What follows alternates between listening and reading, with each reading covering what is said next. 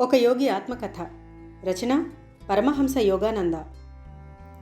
చివరి భాగంలో యోగానంద గారు వారి స్నేహితులైన అమర్, జతిందాలతో పాటు హిమాలయాలకు పారిపోయే ప్రయత్నం చేయటం, మధ్యలో జతిందా తిరిగి వెళ్ళిపోవడం, అనంతన్నయ్య రైల్వే వాళ్లకి రాసిన ఉత్తరం వల్ల మొఘల్ సరాయ్లో బండ్లు మారే సమయానికి రైల్వే ఉద్యోగులు వచ్చి వారిని ప్రశ్నించడం, వాళ్ళు ఆ ఉద్యోగులని మోసం చేస్తూ చివరికి హరిద్వార్ చేరుకోవడం గురించి తెలుసుకున్నాం.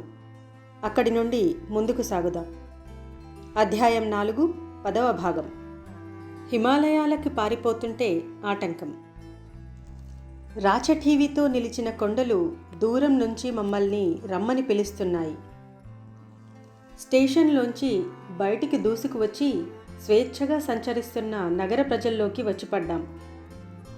అనంతన్నయ్య ఎలాగా మా యూరోపియన్ వేషం పసిగట్టేశాడు కనుక మేము చేసిన మొట్టమొదటి పని బట్టలు మార్చేసి దేశవాళీ దుస్తువులు వేసుకోవడం.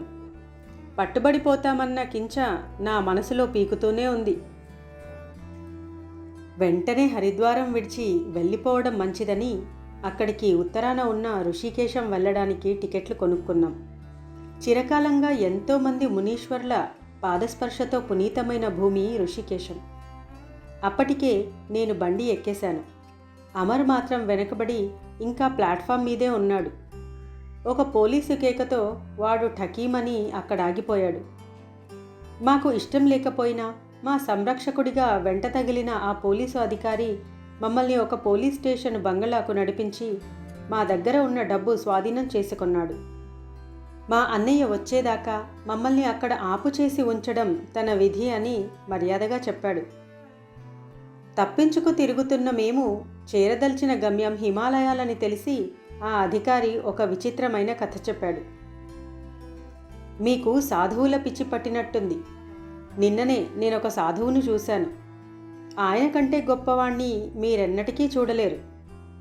నేను, నాతో పనిచేసే మరో ఆఫీసరు 5 రోజుల క్రితం మొదటిసారిగా ఆయనకి తారసపడ్డాం.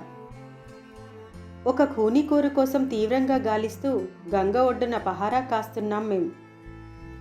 వాడు బతికుండగానన్నా సరే, చచ్చినా సరే పట్టి తెమ్మని మాకు హుకుం జారీ అయ్యింది. యాత్రికుల్ని దోచుకోవడానికి వాడు సాధువుల మారువేషాలు వేస్తాడని పేరు. మాకు కొంచెం దూరంలో ఆ నేరస్తుడి పోలికలకు సరిపోయే మనిషి ఒకడు కనిపించాడు. ఆగమని మేము హెచ్చరిక చేసినా ఆ మనిషి ఖాతరు చెయ్యలేదు. అతని మీద పడి పట్టుకోవడానికి మేము పరిగెత్తాం. అతని వెనకాలకి వెళ్ళి నా గొడ్డలితో మంచి బలంగా ఒక్క వేటు వేశాను. దాంతో అతని కుడి చెయ్యి దాదాపు పూర్తిగా ఊడిపడేంతగా తెగిపోయింది. నోరు విప్పి అరవటం కానీ, దారుణమైన ఆ దెబ్బవేపు చూడ్డం కానీ చెయ్యకుండా ఆ మనిషి ఇంకా చురుగ్గానే నడిచిపోతుండడం మాకు ఆశ్చర్యం కలిగించింది. మేము ఆయన ఎదుటికి ఉరికేసరికి నిదానంగా ఇలా అన్నాడు, మీరు గాలిస్తున్న ఖూనీకోరు నేను కాదు. దేవుడిలాంటి ఒక ఋషిని గాయపరిచానని తెలిసేసరికి అవమానంతో కుంగిపోయాను. ఆయన పాదాల మీద పడి క్షమాపణ చెప్పుకొని పెద్ద ధారగా చిమ్ముతున్న రక్తాన్ని అరికట్టడానికి నా తలపాగా తీసి ఇచ్చాను. నాయనా, ఇది నీ వల్ల పొరపాటున జరిగిందని తెలుస్తోంది అంటూ ఆ సాధువు నా మీద దయతో ఇలా అన్నాడు, వెళ్ళు, నిన్ను నేను తిట్టుకోను. ప్రేమమయురాలైన ఆ జగన్మాత నన్ను జాగ్రత్తగా చూసుకుంటుందిలే. వేలాడుతున్న చేతిని మొండి భుజంలోకి తోసేశాడాయన. ఆశ్చర్యం, అది వెంటనే అతుక్కుపోయింది. రక్తస్రావం కూడా చిత్రంగా ఆగిపోయింది. 3 రోజులు పోయాక నా దగ్గరికి రండి. అదుగో ఆ చెట్టు కింద ఉంటాను. గాయం పూర్తిగా మానిపోవడం మీరే చూస్తారు. అప్పుడిక మీరు పశ్చాత్తాపడనక్కర్లేదు. నిన్న నేను, నాతో పాటు పనిచేసే ఆఫీసరు కలిసి ఆయన చెప్పిన చోటికి ఆత్రంగా వెళ్ళాం. సాధువు అక్కడ ఉన్నాడు. తన చెయ్యి పరీక్షగా చూడనిచ్చాడు మమ్మల్ని. దానిమీద ఒక మచ్చ లేదు, గాయమైన జాడా లేదు. నేను ఋషికేశం మీదుగా హిమాలయ నిర్జన ప్రదేశానికి వెడుతున్నాను అంటూ ఆ సాధువు తొందరగా బయలుదేరి వెళ్తూ మమ్మల్ని దీవించాడు. ఆయన పవిత్రత వల్ల నా జీవితం ఉచ్చస్థితిని అందుకుంటున్నట్టు అనిపిస్తోంది. ఆ అధికారి ఎంతో భక్తి ఉట్టిపడేలా తన మాటలు ముగించాడు. ఆయనకు కలిగిన అనుభవం ఆయన్ని సమూలంగా కదిలించినట్లు కనిపిస్తోంది. ఆ విషయం మా మనస్సులకెక్కే విధంగా ఆయన అద్భుతమైన ఆ వార్తాపత్రికలో అచ్చైన కాగితం ఒకటి మా చేతికిచ్చాడు. జనంలో సంచలనం కలిగించడానికే ప్రాముఖ్యమిచ్చే వార్తాపత్రికలకు మామూలైన స్వానుకూల పద్ధతిలో అతిశయోక్తిగా రాశారు అందులో. దురదృష్టవశాత్తు భారతదేశంలో కూడా ఇవి లేకపోలేదు. దాదాపు ఆ సాధువు తల తెగ్గొట్టినంత పని జరిగిందని సూచించారు. తనను పీడించిన వాణ్ణి క్రీస్తు మాదిరిగా క్షమించగలిగేటంతటి ఒక మహాయోగి దర్శనాన్ని పోగొట్టుకున్నందుకు నేను అమరు విచారించాం. భారతదేశం గత 2 శతాబ్దాలుగా భౌతిక సంపత్తి విషయంలో పేదగానే ఉన్నప్పటికీ తరగని గని వంటి దివ్య సంపత్తి మాత్రం దానికి ఉంది. ఈ పోలీస్ ఆయన వంటి లౌకిక మానవులకు కూడా ఆధ్యాత్మికంగా ఆకాశాన్నంటే మేడలు సందర్భవశాత్తు దారి పక్కనే ఎదురుపడుతుంటాయి. అటువంటి అద్భుతమైన కథ చెప్పి మా విసుగు పోగొట్టినందుకు ఆ అధికారికి ధన్యవాదాలు చెప్పాం. తాను మాకంటే అదృష్టవంతుడన్నది అతని సూచన కావచ్చు. తాను అప్రయత్నంగా మహనీయుడైన ఒక సాధువును కలుసుకొన్నాడు. కానీ మేము చిత్తశుద్ధితో చేసిన అన్వేషణ ఒక మహాగురువు పాద సన్నిధిని కాకుండా మొరటైన ఒక పోలీస్ స్టేషన్లో ముగిసింది. హిమాలయాలు అంత దగ్గరలో ఉన్నా కూడా మేము బందీలుగా ఉన్నందువల్ల మాకవి ఎంతో దూరమయ్యాయి. స్వేచ్ఛ కోసం నా మనస్సు ఉరకలు వేస్తోందని అమర్తో చెప్పాను. అవకాశం వచ్చినప్పుడు చల్లగా జారుకుందాం. పవిత్రమైన ఋషికేశానికి కాలినడకన వెళ్ళగలం. ప్రోత్సాహకరంగా చిరునవ్వు నవ్వాను. కానీ మాకొక బలమైన ఆధారంగా ఉన్న డబ్బును వాళ్ళు మా దగ్గర నుండి తీసేసుకోగానే నా జతగాడు నిరాశావాదిగా మారిపోయాడు. అలాంటి ప్రమాదకరమైన అడవి ప్రదేశంలో కనుక మనం నడక మొదలెట్టామంటే చివరికి మనం చేరేది సాధువులుండే చోటికి కాదు, పెద్ద పుల్లల పొట్టల్లోకి. మరి 3 రోజులకి అనంతుడు, అమర్ వాళ్ళ అన్నయ్య వచ్చారు. అమర్ అయితే తేలికపడ్డ మనసుతో వాళ్ళ అన్నయ్యను ఆప్యాయంగా పలకరించాడు. నేను మాత్రం సమాధానపడలేదు. నా నుంచి అనంతుడికి లభించినవి తిట్లు తప్ప మరేమీ కాదు. నీ మనస్సుకెలా అనిపిస్తుందో నాకు తెలుసురా అంటూ మా అన్నయ్య నన్ను సముదాయిస్తూ అన్నాడు. నేను నిన్ను కోరేదల్లా ఒకటే. కాశీలో మంచి జ్ఞాని ఒక ఆయన ఉన్నాడు. ఆయన్ని కలుసుకోవడానికి నాతో కాశీ రమ్మని, నీకోసం బెంగపెట్టుకున్న నాన్నగారిని చూడ్డానికి కలకత్తా వచ్చి కొన్నాళ్ళు ఉండమనీను. కావలిస్తే తర్వాత సాగిద్దువు గాని ఇక్కడ గురువు కోసం వెతకడం. ఈ విషయం దగ్గర అమర్ మా మాటల్లో కలుగజేసుకుని నాతో మళ్ళీ హరిద్వారం వచ్చే ఉద్దేశమేమీ తనకి లేదని ఖండితంగా చెప్పాడు. కుటుంబ సంబంధమైన ఆప్యాయత అనుభవిస్తున్నాడు వాడు. కానీ నాకు తెలుసు, నేను మాత్రం గురువు కోసం అన్వేషణ మాననని. మేమంతా కాశీ వెళ్లే రైలు ఎక్కాం. అక్కడ నా ప్రార్థనకు సాటి లేని తక్షణ ఫలితం కనిపించింది. అనంతన్నయ్య తెలివిగా ముందే ఒక పథకం వేసి ఉంచాడు. హరిద్వారం వచ్చేలోపున దారిలో కాశీలో ఆగి ఒక పండితుణ్ణి కలుసుకొని తరువాత మాతో మాట్లాడేటందుకు ఏర్పాటు చేశాడు. నేను సన్యాసిని కావాలన్న ఉద్దేశం విరమించుకునేటట్టు చెయ్యడానికి ప్రయత్నిస్తామని ఆ పండితుడు, ఆయన కొడుకు అనంతన్నయ్యకి మాట ఇచ్చారు.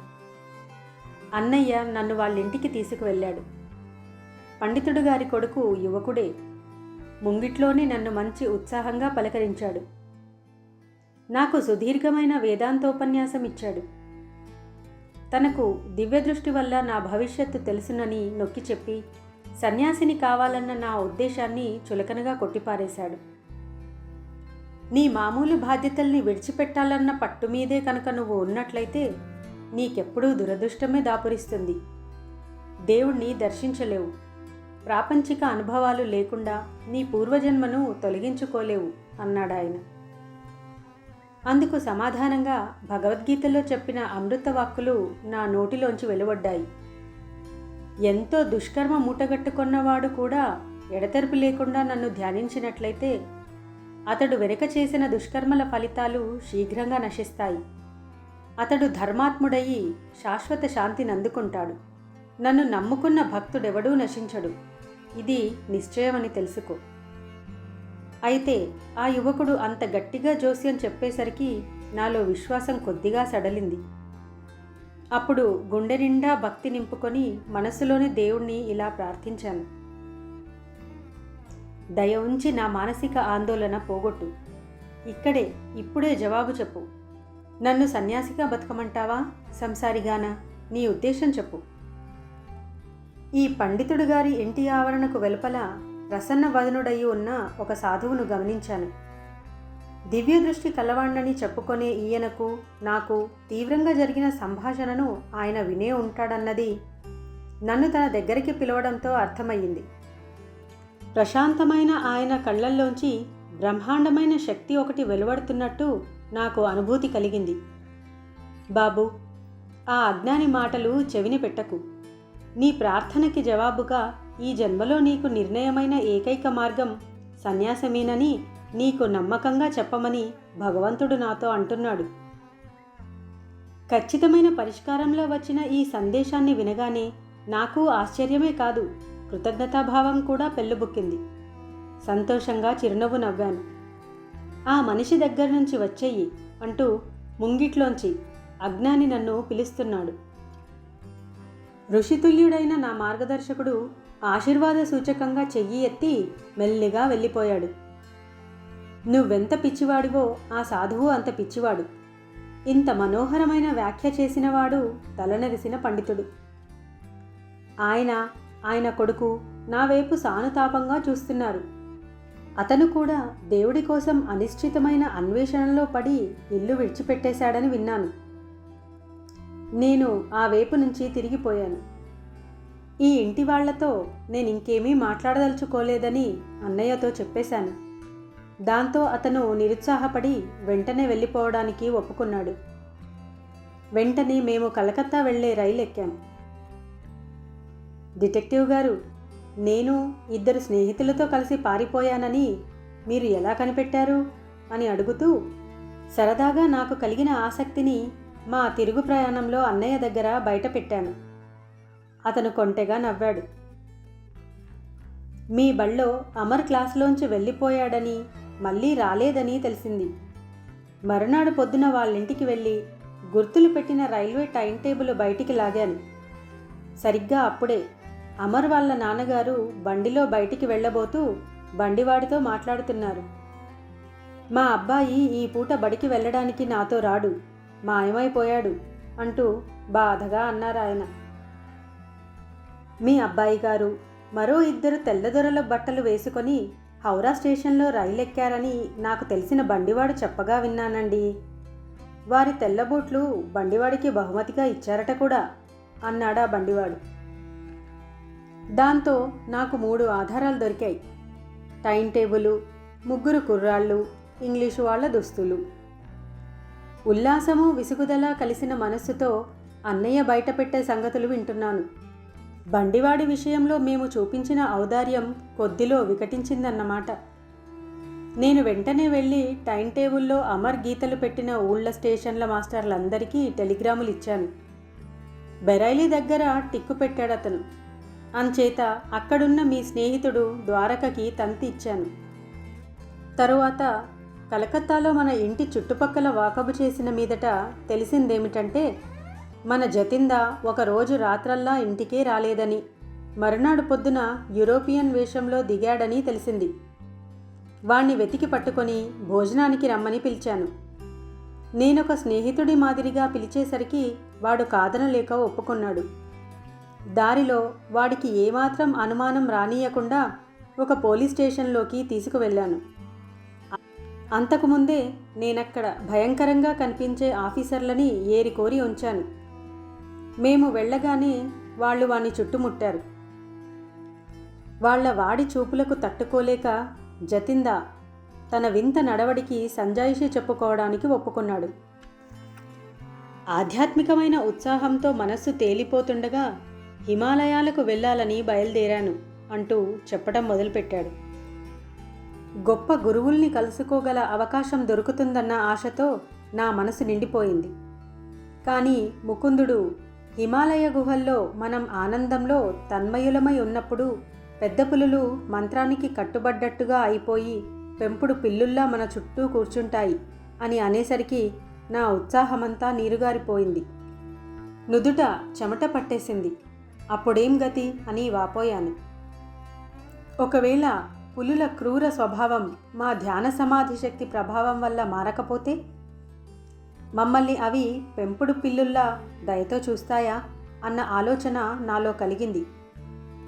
ఏదో ఒక పులి పొట్టలోకి నేను బలవంతాన ప్రవేశించినట్టు మనసుకు అనిపించింది.